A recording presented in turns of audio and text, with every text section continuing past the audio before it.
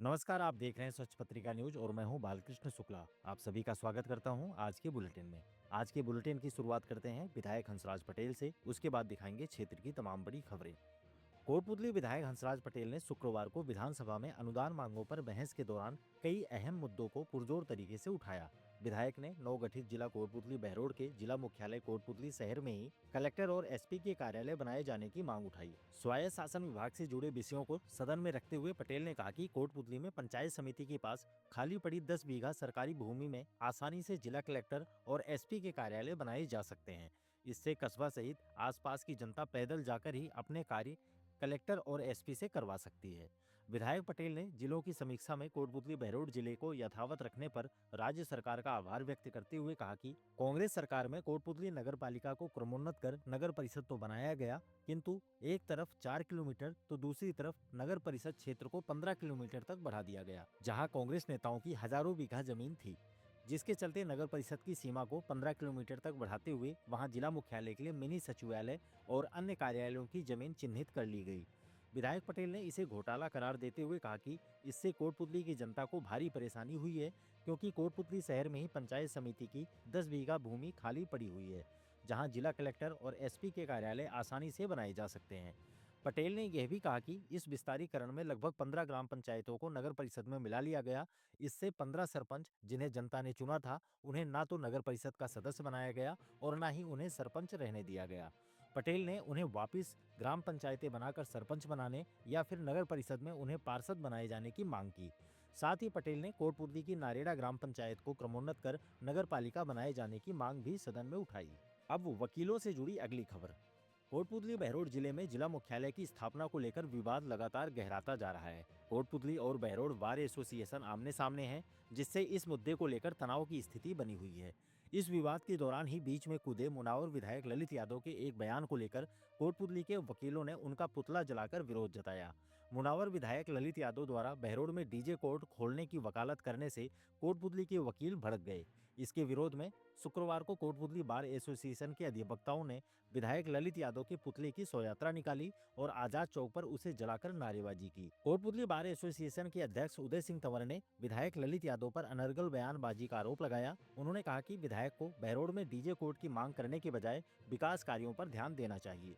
कोटपुतली संघ का कहना है कि जिला कार्यालय को कोटपुतली के पनियाला क्षेत्र में ही खोला जाए, क्योंकि वहां अन्य जिला स्तरीय कार्यालयों के लिए पहले से ही जमीन आवंटित हो चुकी है। वहीं बहरोड बार एसोसिएशन का तर्क है कि अगर सारे कार्यालय कोटपुतली में बनेंगे तो कम से कम जिला न्यायालय बहरोड में तो होना चाहिए। आपको बता दें कि यह विवाद जिले के गठन के बाद का पहला बड़ा प्रशासनिक टकराव बन चुका है। सरकार के लिए यह तय करना आसान नहीं होगा कि जिला न्यायालय को कहां स्थापित किया जाए, क्योंकि दोनों ही पक्ष अपनी अपनी दलीलें मजबूत बता रहे हैं।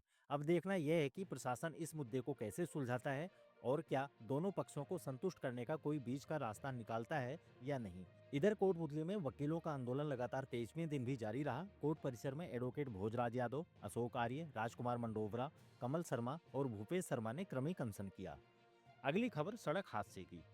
दिल्ली जयपुर नेशनल हाईवे स्थित शहर के बानसूर मोड़ पर शुक्रवार को एक बड़ा हादसा होते होते टल गया। तेज रफ्तार से गुजर रहा गैस टैंकर सामने आई गाड़ी को बचाने के चक्कर में बेकाबू हो गया और डिवाइडर तोड़कर दूसरी ओर जा पहुंचा। टैंकर में गैस रिसाव का खतरा बढ़ने से इलाके में दहशत फैल गई और दोनों ओर हाईवे पर वाहनों की लंबी कतारें लग गई।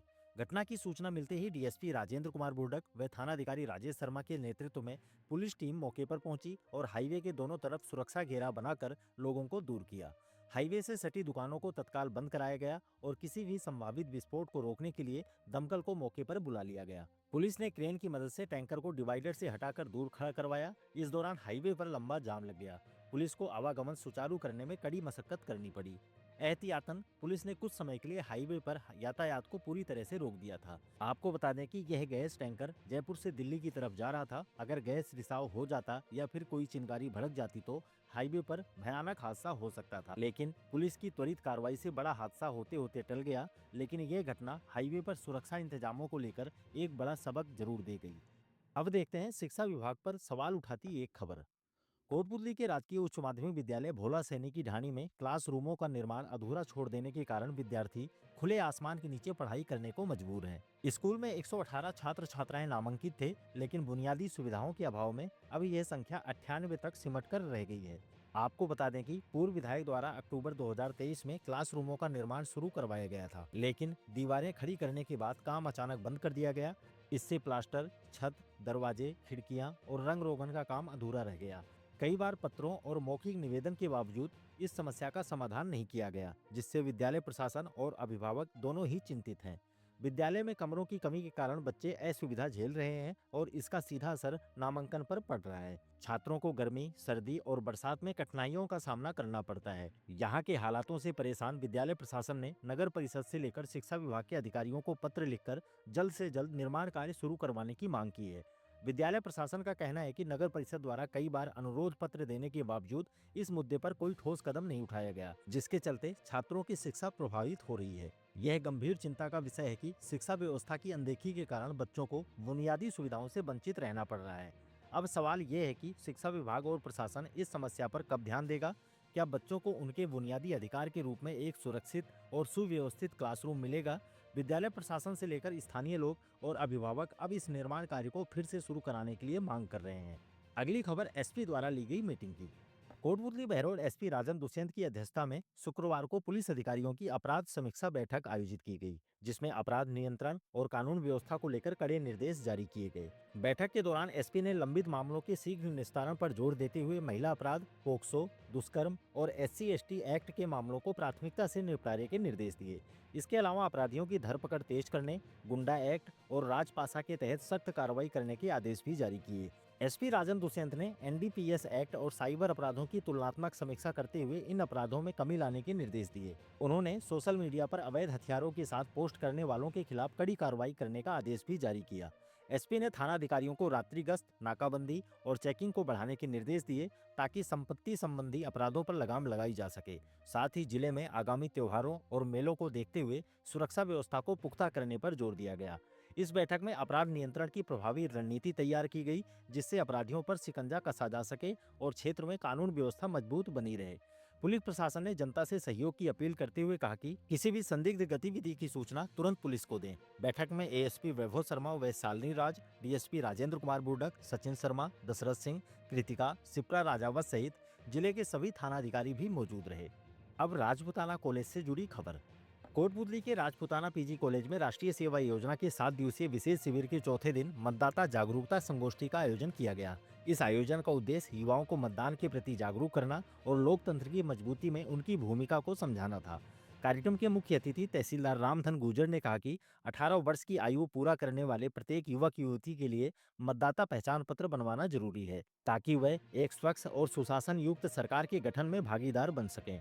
कॉलेज के प्रिंसिपल डॉक्टर HN धोनीवाल ने मतदान प्रक्रिया की विस्तृत जानकारी दी, जबकि विशिष्ट अतिथि एडवोकेट विकास जांगल ने लोकसभा और विधानसभा चुनाव में निष्पक्ष और स्वतंत्र मतदान प्रक्रिया पर प्रकाश डाला।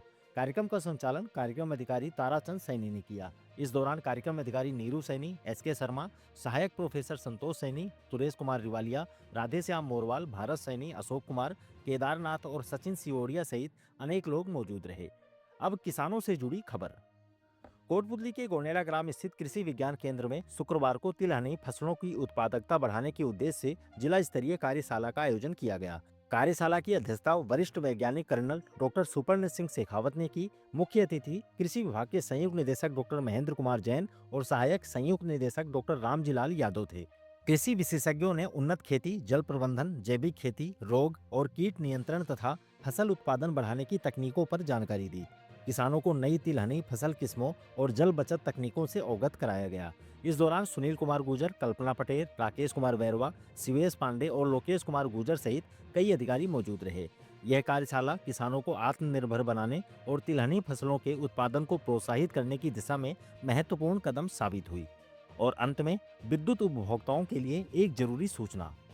कोटपुतली न्यायालय परिसर में शनिवार को राष्ट्रीय लोक अदालत का आयोजन किया जाएगा। इस दौरान PDC विद्युत उपभोक्ता अपने बकाया बिलों का आपसी समझौते के तहत निपटारा करा सकते हैं। निगम के AN लाखन सिंह ने बताया कि इस लोक अदालत में विवादित बकाया राशि के निपटारे के लिए समझौते का अवसर दिया जाएगा। जिन उपभोक्ताओं पर बिजली बिल का बकाया है, वह इस अदालत में उपस्थित होकर उचित राशि जमा कराकर विवाद समाप्त करा सकते हैं। विद्युत निगम ने सभी PDC विद्युत उपभोक्ताओं से अपील की है कि वह इस मौके का अधिकतम लाभ उठाएं और बिजली बिल से जुड़े बड़े विवादों को निपटा कर परेशानी से बचें।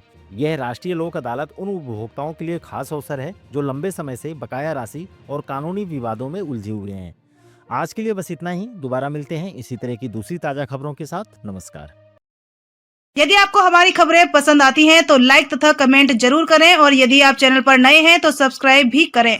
आज की खबरों में बस इतना ही। फिर होगी आपसे मुलाकात। तब तक के लिए नमस्कार और देखते रहिए सच पत्रिका न्यूज।